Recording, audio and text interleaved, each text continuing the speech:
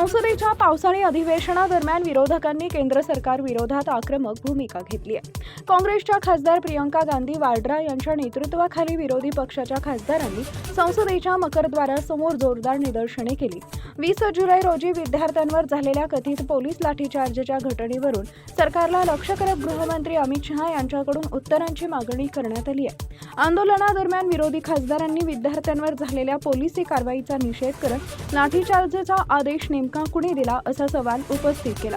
तसेच विद्यार्थ्यांवर कथितपणे लाठीमार आणि कठोर कारवाई करण्यात आल्याचा आरोपही विरोधकांनी केलाय। यावेळी आंदोलनकर्त्यांनी अमित शहा उत्तर द्या, हिशोब द्या, माफी मागा अशा घोषणांनी परिसर दणाणून सोडला।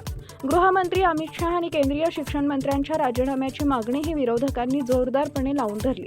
काँग्रेस खासदार प्रियंका गांधी वाड्रा यांनी केंद्र सरकारवर गंभीर आरोप करत मतांची चोरी, कागदपत्रांची चोरी आणि निधीची चोरी होत असल्याचा दावा केला।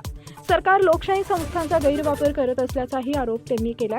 दरम्यान या सर्व आरोपांवर केंद्र सरकारकडून अधिकृत प्रतिक्रिया अद्याप समोर आलेली नाहीये। मात्र विद्यार्थ्यांवरील कारवाई, शिक्षण व्यवस्थेतील प्रश्न आणि कायदा सुव्यवस्थेच्या मुद्द्यावरून संसदेत आणि संसदेबाहेर सत्ताधारी आणि विरोधकांमध्ये संघर्ष आणखी तीव्र होण्याची चिन्ह दिसत आहेत। सत्ताधाऱ्यांमध्ये मेरी आवाज सुनो, एकच माणूस सर्व गोष्टी करतोय, मोठ्या प्रमाणावर सेंट्रलायझेशन चालू आहे, स्त्री दाक्षिण्याचा भाग हा त्या ठिकाणी फार मोठ्या संकटात आलाय। त्यामुळे यातून वैफल्य किंवा भारतीय जनता पक्षाचं जे खरं स्वरूप रूप आहे ते बघितल्यामुळे अशा प्रकारचा फ्रस्ट्रेशन त्यांच्यात आलं असावं। देवेंद्र फडणवीस दिल्लीत जाणार असं म्हटलं जातं। देवेंद्र फडणवीस हे दिल्लीला जाण्याचे कारस्थान ही केलं जात आहे, किंबहुना त्यांना देखील लवकरात लवकर दिल्लीला जावंसं वाटतंय।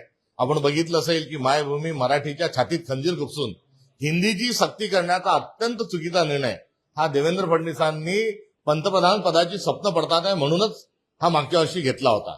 आणि यात बरीच भर आता आपल्या महाराष्ट्रामध्ये जे ट्रिपल इंजिन सरकारमधली जी टोळी युद्ध आहे ते आता शिकेवर पोहोचलेलं आहे। त्यामुळे त्यांची इथून विकेट काढण्याकरता भारतीय जनता पक्षामध्ये अंतर्गत कुठे ना कुठे धुसफूस ही मोठ्या प्रमाणात सुरू आहे। महाराष्ट्राचे खरे मुख्यमंत्री अमित शहा आहेत।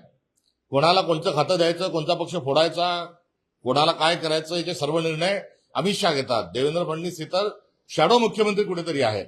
आणि या सगळ्यातून आता शिक्षण मंत्री कोण हा भारतीय जनता पक्षाने शोध सुरू केलेला आहे। त्यामुळे त्यांना असा शिक्षण मंत्री पाहिजे की ज्या शिक्षण मंत्र्याचा वैज्ञानिक दृष्टिकोनावर विश्वास नाही, ज्याचा विवेकावर विश्वास नाही, ज्याच्यावर अंधश्रद्धेचा ज्याच्यावर फार मोठा प्रभाव आहे। आणि एवढंच नव्हे तर भारतातल्या सर्वांनाच, बहुजनांना आणि सर्वांनाच मानसिक गुलामगिरीमध्ये नेण्याचा अजेंडा जो राष्ट्रीय स्वयंसेवक संघाचा आहे तो पुढे घेऊन जाणारा माणूस कोण, तर ते देवेंद्र फडणवीस आहे।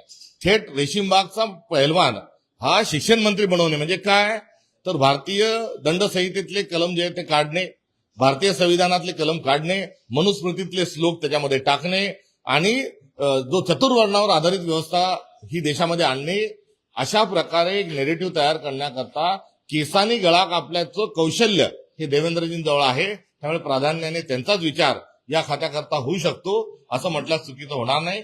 हा अजेंडा राबवण्याकरता एवढा कॅपेबल, ज्याच्याजवळ पक्ष फोडायचं पण राजकारण त्यांना येतं, त्यांच्याजवळ मोठे सुविधा पण, साधनं पण त्यांच्याजवळ जास्ती आहेत, त्यांच्याजवळ फार मोठा पैसा पण अलीकडच्या काळात त्यांनी जमा केलाय।